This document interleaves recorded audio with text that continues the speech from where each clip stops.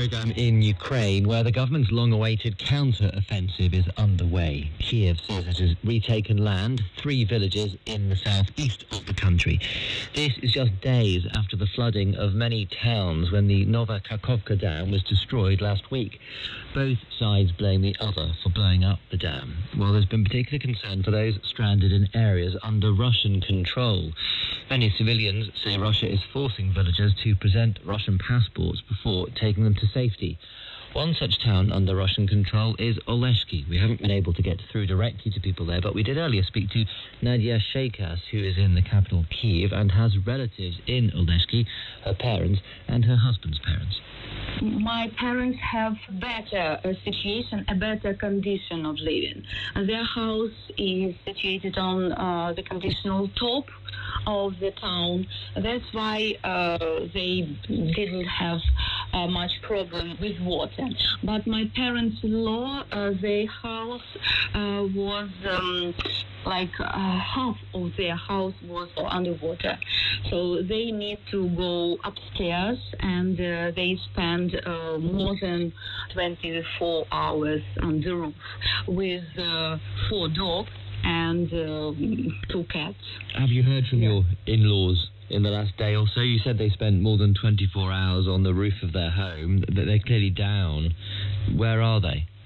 Now they're safe. They're in my house. My house is also in dry place. Oleshki now, it looks like an island, so it has a dry place. It is in the center of town, and around this place there is water. Where they are now, at your home, is there drinking water? So now the water is the main problem, of course. Electricity is the main problem. Another problem is gas, petrol, because petrol is needed for boats and for generators. They can't charge their phones without petrol, without generators. But our house, it is situated on the top.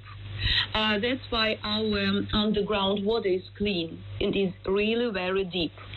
So people who don't have water, they can come to our house and take this water.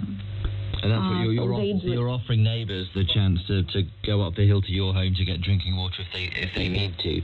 Why don't your in-laws do they want to get out, go somewhere else? They can't do this.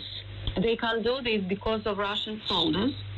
First day, they didn't even allow to get to the house, to houses, to save people. And the first 20 hours, it was very hard to save our relatives, our parents, because they had like block posts. Russian soldiers, they had block posts on the dry places, and they didn't allow to get to our houses, which were in underwater, by boats. Do you think your in-laws will be able to return to their home at some point? No, it is still underwater. We have some regions where water will stay forever because a river changed because of this disaster, and now the water will be, and now this river will be wider than it was before, and these streets which were situated nearby this river, they will be underwater forever. So they've lost their home. How do they feel about what's happened to them and their home? How can they feel? Now they understand that they just lost their home, they lost their town. It will not be the same anymore. And this time, this town already will be something dead. And the other problem is Russian soldiers. They are still there. And they do awful things every day. They don't help people at all. They don't help people.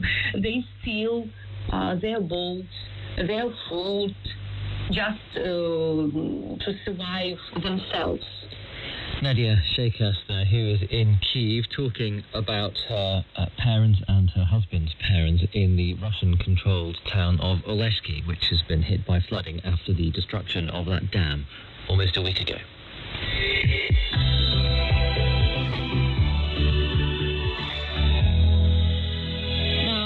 An extraordinary story, because more details are coming out about how 4 children managed to survive 40 days in the Colombian jungle after their plane crashed.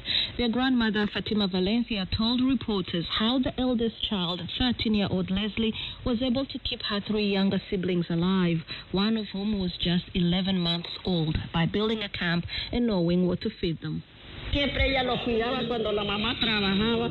Ella que les daba farinita, casabicho. She always took care of them. She gave them flour and cassava bread, any fruit in the bush. They know what they must consume. God is great. And their father, Manuel Mirera Nock, said that Leslie revealed her mother's last words, telling the children to seek help and escape just before she died. All Leslie tells me is that her mother was alive for 4 days. Before she died, she told them something like, "You guys get out of here. You guys are going to see the kind of man your dad is, and he's going to show you the same kind of great love that I've shown you. As long as I am alive, my children will be the only memory and consolation that their mother leaves me with." Well, more on that story, earlier I spoke to journalist Manuel Rueda from the Colombian capital, Bogota, where the children are now in the hospital. First of all, this plane crashes in the middle of the rainforest on May 1st, and the children survived the crash while the 3 adults who were on the plane perished in the crash. And then the children managed to survive for 40 days before they're found, which is another extremely difficult feat. So it's really extraordinary what happened.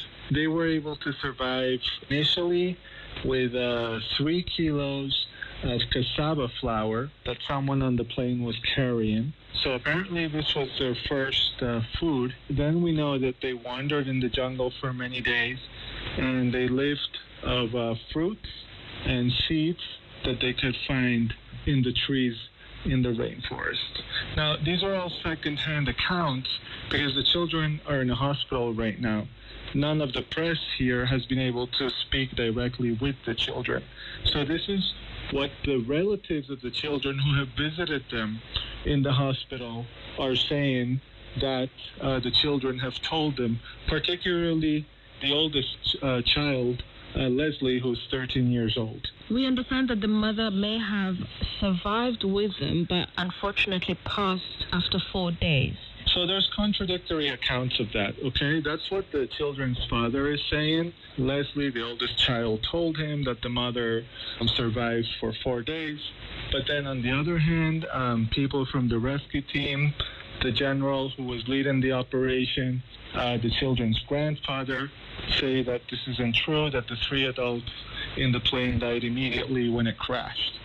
So, because in this story we haven't been able to speak sort of with the main characters, there's all these contradictory accounts emerging as well. Do you think their indigenous lifestyle or way of living may have had a role to play in how they managed to survive for 40 days in the jungle alone? Yes, absolutely. I mean, I was speaking to the children's grandfather this morning, and what he said is that since they're small, they're used to walking in the rainforest. They can identify the trees, the fruits that you can eat, because it's an environment they were used to. They didn't panic.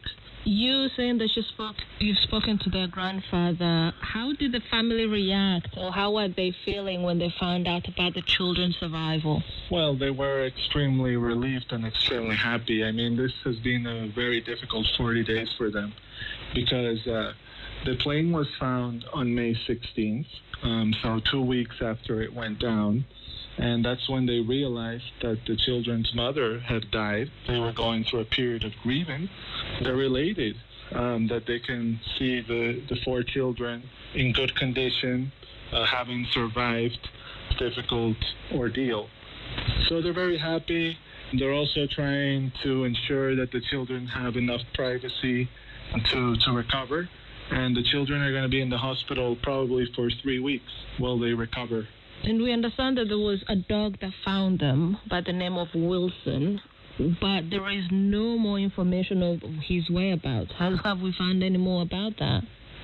Right. So what happened during the search operation is that the military flew in about 150 troops to the area where the crash occurred, which is an extremely remote area.